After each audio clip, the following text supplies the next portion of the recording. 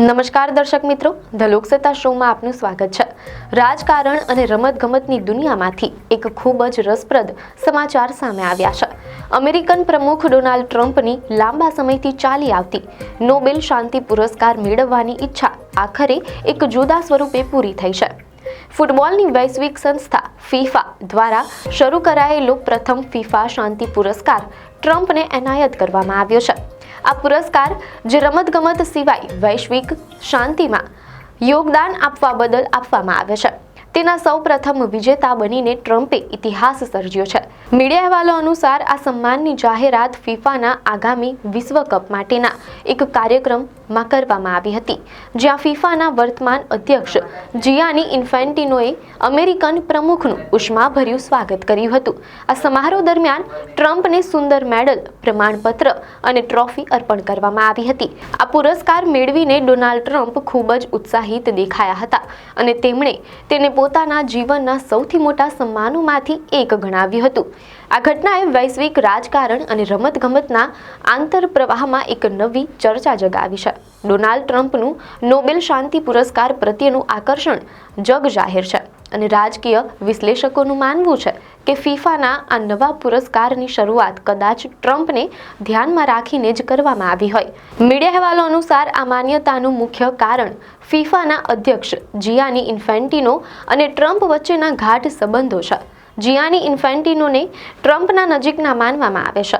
ભૂતકાળમાં જિયાનીએ જાહેરમાં નિવેદન આપ્યું હતું કે ગાઝા સંઘર્ષમાં યુદ્ધ વિરામ કરાવવા બદલ ડોનાલ્ડ ટ્રમ્પને નોબેલ શાંતિ પુરસ્કાર મળવો જ જોઈએ, તેમ અહેવાલોમાં જાણવા મળેલ છે। આ પૃષ્ઠભૂમિમાં ફીફા દ્વારા વૈશ્વિક શાંતિમાં યોગદાન માટે આ નવો પુરસ્કાર શરૂ કરવો અને તેના સૌપ્રથમ વિજેતા તરીકે ટ્રમ્પની પસંદગી કરવી ઘણું સૂચવે છે।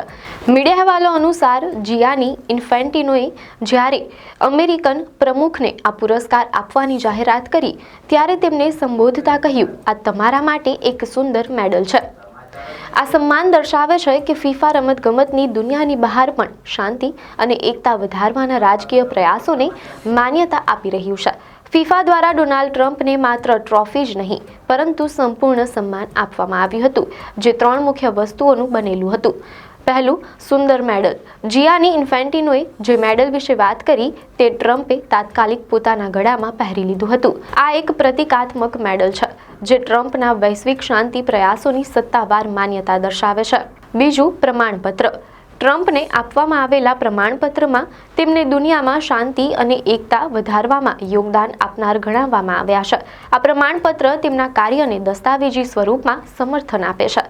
ત્રીજું, ટ્રોફી। જિયાનીએ ટ્રમ્પને એક ટ્રોફી પણ ભેટ આપી, જેના પર તેમનું નામ લખેલું હતું। જિયાનીએ કહ્યું કે તમે તમારા પ્રયત્નો અને સિદ્ધિઓ માટે આ શાંતિ પુરસ્કારને લાયક છો। આ સમગ્ર સન્માન રમતગમતની સંસ્થા દ્વારા એક વિશ્વ નેતાને આપવામાં આવેલો એક અસામાન્ય અને ગૌરવપૂર્ણ પુરસ્કાર છે, જે ટ્રમ્પની રાજકીય સિદ્ધિઓ અને વૈશ્વિક સ્તરે તેમના પ્રભાવને સ્વીકારે છે। ફીફા શાંતિ પુરસ્કાર મેળવ્યા બાદ ડોનાલ્ડ ટ્રમ્પનો ઉત્સાહ ચરમસીમાએ હતો।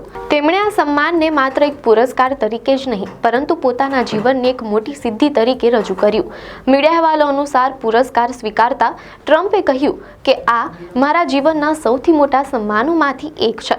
તેમણે આ સિદ્ધિ માટે પોતાના પરિવાર, ખાસ કરીને પત્ની મેલાનિયાનો આભાર માન્યો હતો। આ ઉપરાંત ટ્રમ્પે ફૂટબોલને શાંતિ અને એકતાના માધ્યમ તરીકે રજૂ કર્યું અને આગામી વિશ્વ કપના યજમાન દેશો કેનેડા અને મેક્સિકોના નેતાઓની પ્રશંસા કરી। તેમણે કહ્યું કે આ સન્માન માત્ર તેમના માટે જ નહીં પરંતુ ત્રણેય દેશો માટે શ્રેષ્ઠ છે, જે એકતાનો સંદેશ આપે છે। આ પુરસ્કાર એવા સમયે આપવામાં આવ્યો છે જ્યારે આગામી ફીફા વિશ્વ કપની તૈયારીઓ ચાલી રહી છે, જે અમેરિકા, કેનેડા અને મેક્સિકો દ્વારા સંયુક્ત રીતે યોજાવાનો છે। ટ્રમ્પને આ સન્માન આપવાથી ફીફાએ આ ત્રણેય યજમાન દેશો સાથેના પોતાના સંબંધોને પણ મજબૂત કરવાનો રાજદ્વારી સંદેશ આપ્યો છે। આમ, ડોનાલ્ડ ટ્રમ્પને નોબેલ શાંતિ પુરસ્કાર ભલે ન મળ્યો હોય, પરંતુ ફીફા દ્વારા એનાયત કરાયેલ આ પ્રથમ શાંતિ પુરસ્કાર ચોક્કસપણે તેમના રાજકીય વારસામાં એક નવું પ્રકરણ ઉમેરશે। આપને માહિતી સારી લાગી હોય તો વિડીયોને લાઇક અને શેર કરજો, ચેનલને સબસ્ક્રાઇબ કરજો।